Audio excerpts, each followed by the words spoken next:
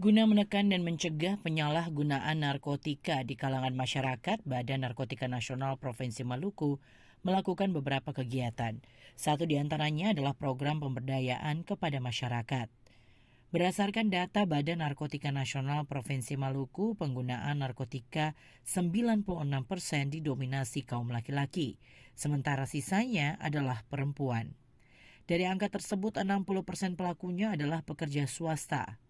Kepala BNN Provinsi Maluku Brigjen Pol Prasetyo Rahmat Purboyo mengatakan, program pemberdayaan yang digenjot BNN Maluku diharapkan dapat memberikan motivasi dan perubahan perilaku masyarakat agar terhindar dari penggunaan barang haram yang dapat menjerumuskan anak bangsa ke ambang kehancuran.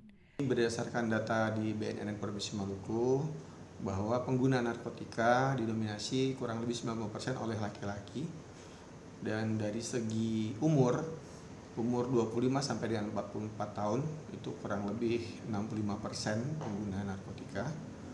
Kemudian dari faktor pekerjaan di mayoritas 60% didominasi oleh wira swasta.